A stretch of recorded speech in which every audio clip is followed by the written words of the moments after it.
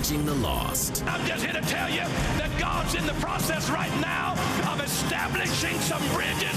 Teaching the found. We've got to be able to get a generation from one side over into the next. With passion. There is power in the name. And purpose. I just had to make up my mind a long time ago that I'm going to do this come hell or high water. Power for Living with Bishop Dale C. Bronner.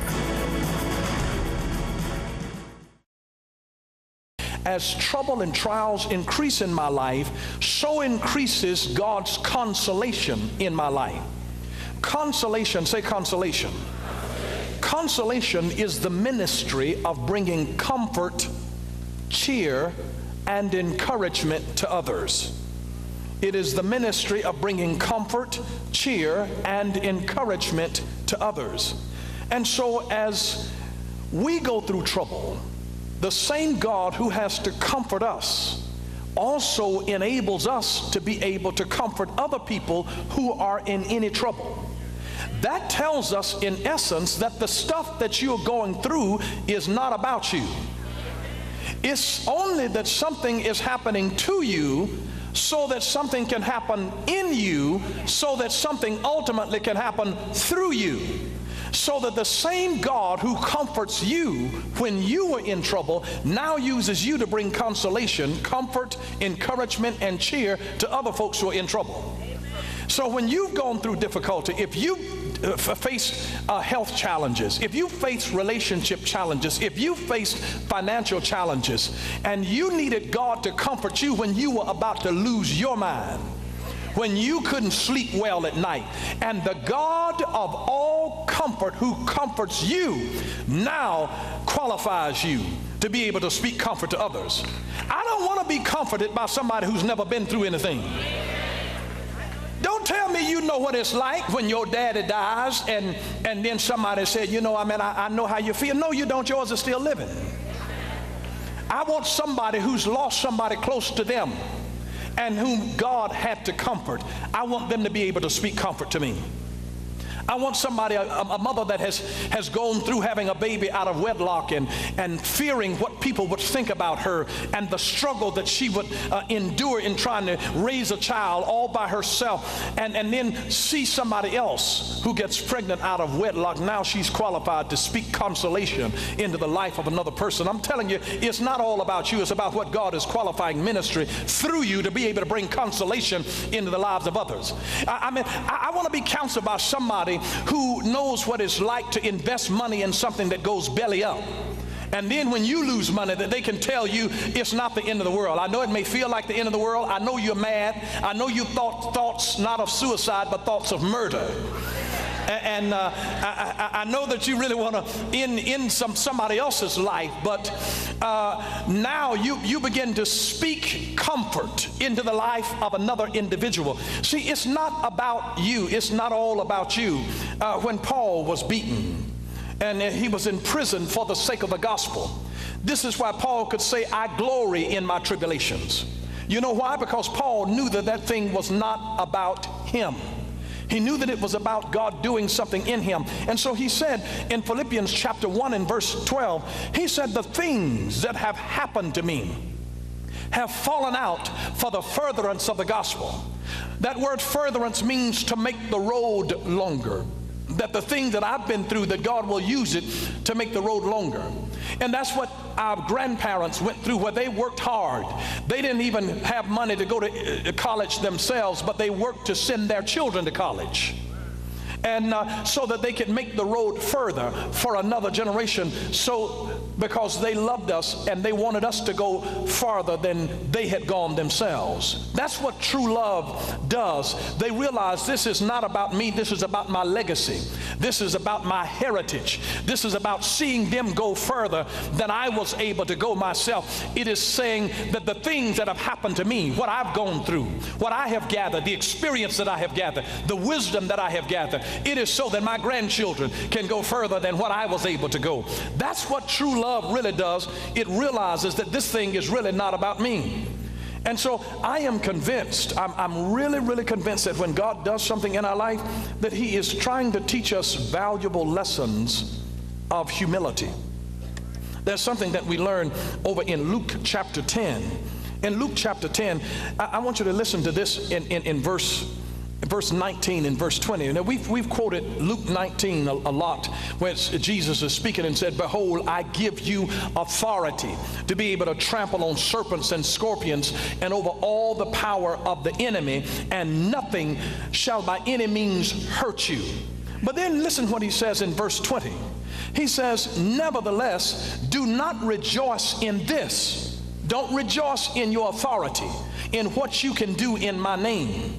But he says that the spirits are subject to you, but rather rejoice because your names are written in heaven. Now let me translate that to you in the برونر translation. It in essence teaches us, don't rejoice over what you can do for God, rejoice over what God has done for you. See, we rejoice over our right standing with God, not over our works. Don't rejoice over your works because it's not about you. We rejoice over what he has done on our behalf. That's why Jesus said in Matthew chapter 7 and verse 22 and 23, he said, "And many will come to me saying, Lord, Lord, have we not prophesied in thy name? And in thy name cast out devils, and in thy name done many wonderful works." And then he says, "I will profess unto them, I never knew you. Depart from me, you workers of iniquity. I don't even know you."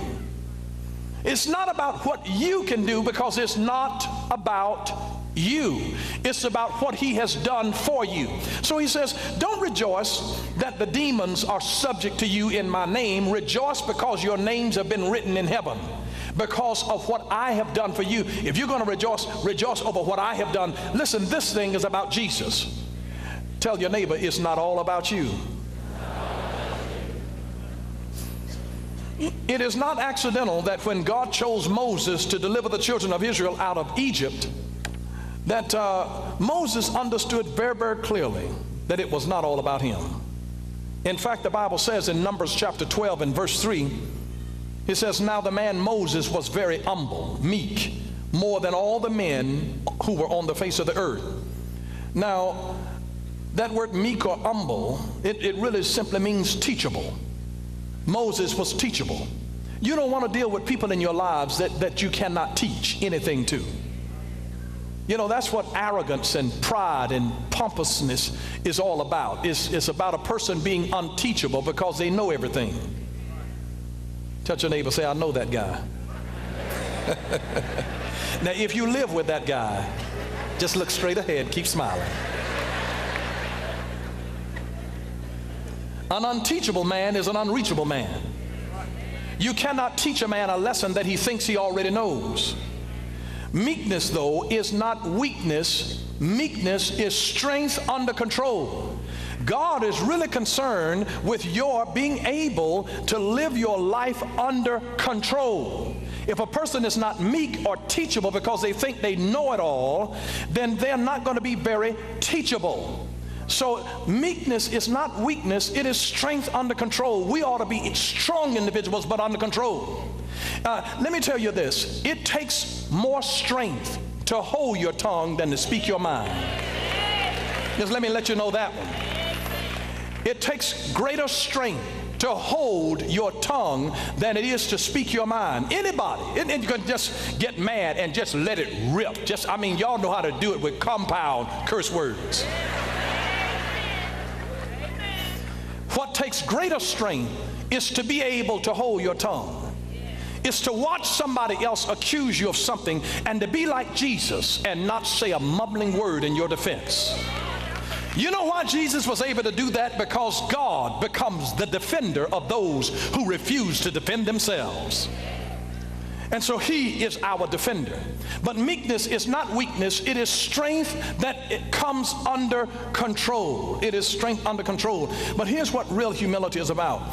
Humility means recognizing that you are not God and it is not your job or responsibility to run the world. Now, I've seen side-by-side photos of presidents on the day of their inaugurations, and then the same president when he left office 4 years or 8 years later. The aging acceleration is drastic. Sometimes it almost looked like the person who comes out of office could have been the father of the one who went in. The aging is accelerated during that time because of the constant pressure and because of the genuine indispensability of the person and the awareness of the consequences of the mistakes that they can make. Those things wear a person down. But the Bible talks about Moses being the most meek man on the face of the earth. And understand that there were other meek people. There were meek shepherds, there were meek farmers, there were meek people who took trash out of the camp. But Moses was the meekest man because he realized this thing is not about me, it is about God. But Moses, because he was meek, he is contrasted as being just as vigorous at the end of his life at 120 years old as he was when God first summoned him at 40. So the Bible teaches that Moses' natural force was not abated. He had the strength of a 40-year-old when he was 120. You know why? Because he was not carrying the weight of the world on his shoulders, because he realized it's not about me. It's not all about me. It is not about me. But his secret was his humility. He realized that he was not God and that he was not responsible to run the world. He realized that the Israelites were God's people, not his. And so humility, it is not merely self-effacement nor false humility. Humility is the realization that not everything that happens in life is all about you. Remember now that humility is not thinking less of yourself, it is thinking of yourself less. It's just thinking of yourself less. In other words, humility is the opposite of the word narcissism. Narcissism. Now you have to look that up when you go home.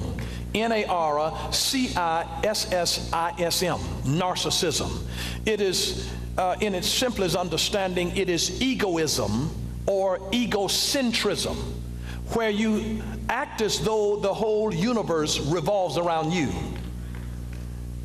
I know that none of you have ever met a person who thought that they were the center of the universe. But I know some people who interpret everything that happens to them as though the whole world revolves around nobody but them. I mean, just like if it rains on a girl's wedding date, and she all of a sudden, because she's narcissistic, she thinks that there is a cosmic conspiracy to ruin her wedding. But the truth of the matter is that it is just weather. And while she's crying over it raining on her wedding day, there's a farmer who is rejoicing. There's a gardener who's saying, thank God. There's a homeowner who's just planted grass seeds that is saying, goody, rain finally. And so it's not just about you. Remember now that Moses' humility helped him to understand that his successes were not his but God's, and that he was only an instrument in the hand of God, and that the failures that he experienced, like the golden calf or the grumbling of the people over the lack of food or the lack of water, that these were arguments between the people and God and not the people and Moses. Moses understood that.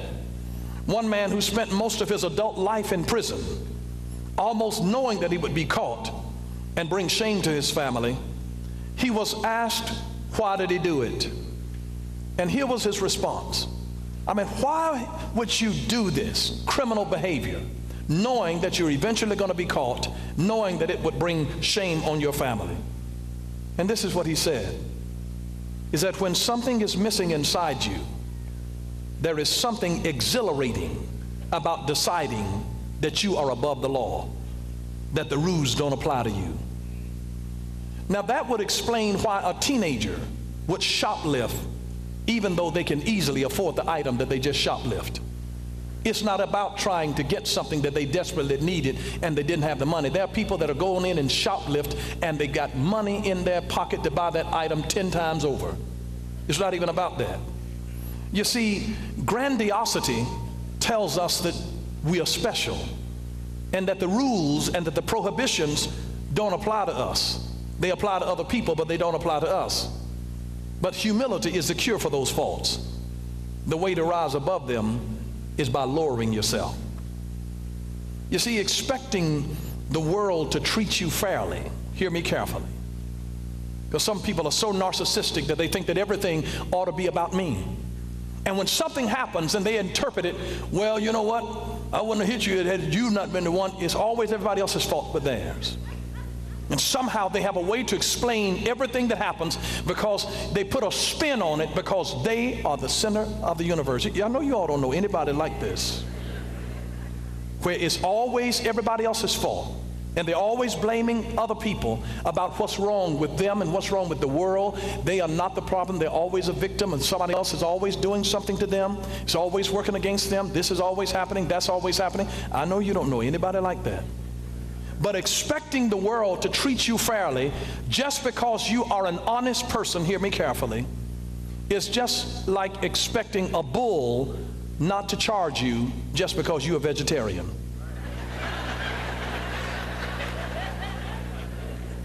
You have to be able to move on, just move on in life and realize that God can do some exceptional things on your behalf if you'll just trust Him and realize it's not even about me. That the things that have happened to me have happened for the furtherance of the gospel. May I tell you that they are your troubles that are your resume. And until you have been through something, you're not even qualified to speak in my life. Don't tell me anything about trusting God until you have raised children and had to struggle and pray and wear your knees out saying, God, help me. You don't even qualify to speak into my life until you've had to pick yourself up from a busted marriage and now trust God to be able to help you to live your life in sanity once again. Until you've been healed from a terminal illness, until you've gone through surgery. Don't talk to me about faith. This thing is not about you. It is about qualifying you to be able to minister comfort and encouragement and bring cheer to somebody else. You'll be surprised how much God wants to use you if you'll get over yourself. Don't take yourself so seriously. You need to learn to look in the mirror from time to time and take a good laugh. It's not that serious. Get over yourself. This is not just about you. Stop whining and belly aching and realize that's the only reason that this has happened. God could trust me with this. The stuff that maybe has happened to you, maybe He couldn't trust other people with it. But God is going to turn something that looked like misery in your life, He's going to turn it into ministry. I declare that what was stress is getting ready to turn into strength. And God will do a turnaround and qualify you in your own life, that He'll teach you how to pray, He'll teach you how to trust God, He'll teach you how to believe, He'll teach you how to do some things that you didn't even know you had the strength to do, the ability to do, the creativity to do, the comeback kid nature to do. I meant to let you fail in this area and then come back and say, you know what, I'm going to have another baby, I'm going to start another business. I'm not over because I'm an entrepreneur in my spirit. If you are, even if this business fails, there is another one in me that is coming down the pipeline ready to be birthed. When you realize this is not about me, it happened to me, but now I'm going to let it happen through me. And so I'm not going to let the blessing stop with me. This thing is so I can encourage somebody else who is down and out, so I can discourage somebody else who is frustrated, so I can just encourage somebody else who is frustrated with themselves and frustrated with God. It is so that I now can come with the ministry of consolation, ministering encouragement and comfort and joy to somebody else who's going through.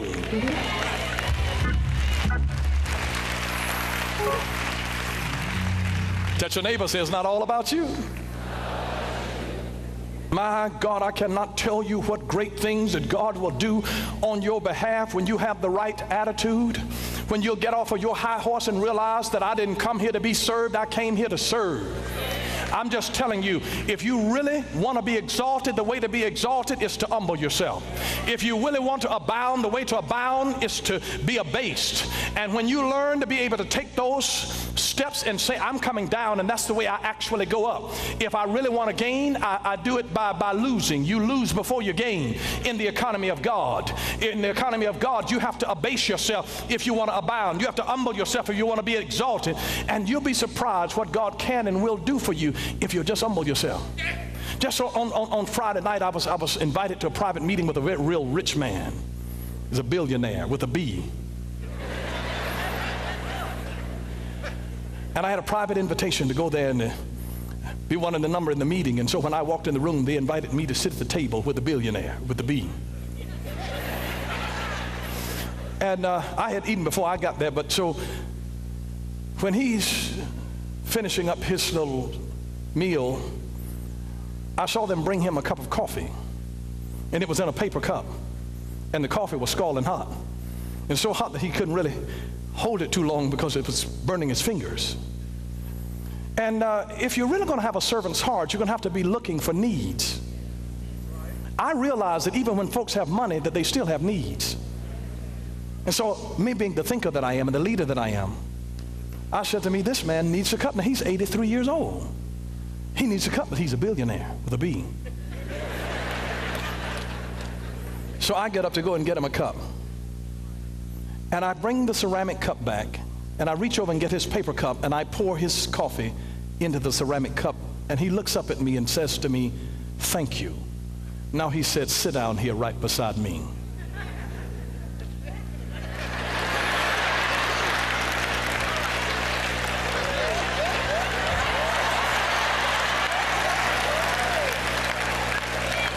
And the billionaire begins to talk to me about personal things, about his own family, and share with me secrets that I couldn't have paid to be able to learn.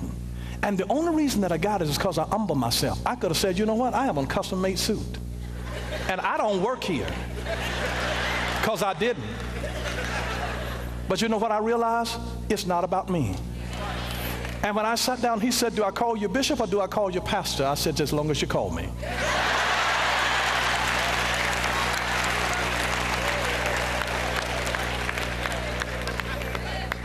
But may I tell you, I didn't go there with an agenda. I didn't go to try to get anything from him. I wasn't trying to get anything from him. I didn't need anything from him. You know why? Because a billionaire with a B is not my source. But I tell you one thing that I was not going to do. I was not going to let the opportunity to drink from his wisdom and his experience. And one of the first things that he said to me, he said, you know, I didn't go to college. But he said, I want every one of my grandchildren to go. He says, now I know what I missed. And he said, the only reason that I didn't go because I had teachers that told me, he said, every teacher of mine told me I was not college material. I said, it's all right now. There. But I do want you to know that I had an opportunity to sit and dine and drink privately from the wisdom of a billionaire just 2 days ago because I humbled myself. Took on the form of a servant. Didn't matter about a title. Didn't need a title. Wasn't there for a title. I'd rather take the title of servant because he that's going to be greatest in the kingdom will become the servant of all. And I want to encourage you to stop looking for titles and positions and start looking for places to serve. I declare to you that if you'll look for a place, if you'll be like the woman that washed Jesus' feet with her tears and dried it with her hair, if you will ever get at his feet and meet a need, feet are emblematic of needs. If you'll ever get and meet their feet, I had to just look at a billionaire and find a need, and I just saw that the need, and nobody else, the need was there, but I was the only one who saw it. People professionally trained to serve didn't see it. Folks older than I around him didn't see it, but I saw it. And when I saw the need and met the need, the treasure of his heart opened to me, and he talked to me as though I were his son, even though we are not the same race. I didn't pick up 1 ounce of racism. He's secure in who he is and has a desire to be a blessing to others. And I just want you to know that whenever you'll take the low place and say, you know what? I didn't come here to be served. I came here to serve. Something will happen in your life. God will open doors. You'll be surprised where your service can get you seated. I didn't just go there and take a seat. I was asked to sit by the billionaire. You know why? Because I served. And it was my service that opened up a door of opportunity in my life. And Jesus made no reputation for himself, took on the form of a servant. And right now, guess where he got as a result of not trying to make a name for himself? God says, I'm going to give you a name above every name, that at your name that every knee is going to have to bow. And he said, Jesus, because you became a servant of all, take a seat. I want you to sit at my right hand.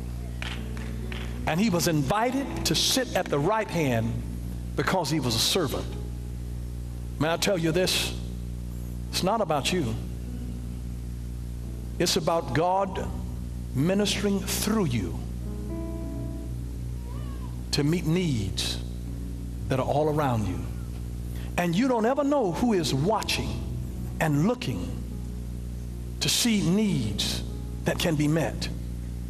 Don't look in amazement because I wasn't there oohing and ahhing over a person. It wasn't money that fascinates me. I was more fascinated by his spirit of humility and simplicity. And I declare to you that if you really want the things to work for you in the economy of God, it must go according to his ways, where the way up is down, and the way to empowerment is through service. It is saying, God, I want you to use me for your glory, that I didn't come here for myself. This is not about me, even if I don't ever get to do it. But if I can make the road longer for somebody else, if I can make it better for folks that have to come after me. If you go through a tragedy, you want to work so that nobody else will have to go through the same kind of tragedy that you went through. That's the way that organizations like Mothers Against Drunk Drivers happen, because somebody lost a child through that, and through their pain, they became a comfort to others. Because somebody else had breast cancer, they started researching support groups to help other folks that were going through that, and out of their pain comes ministry to try to help other folks, because you know that it almost killed you. And you didn't want anybody else to feel the way that you had been made to feel. And it was your way of saying that I wouldn't wish this on my worst enemy. And I'm just here to tell you that when you understand that it's not about you, it's about God, God will tell you to do things that you don't even feel adequately prepared to do. But just remember, it's not about you. It's about what God can do through you. Thank you for watching Power for Living with Bishop Dale C. Bronner. Until next time, God bless you.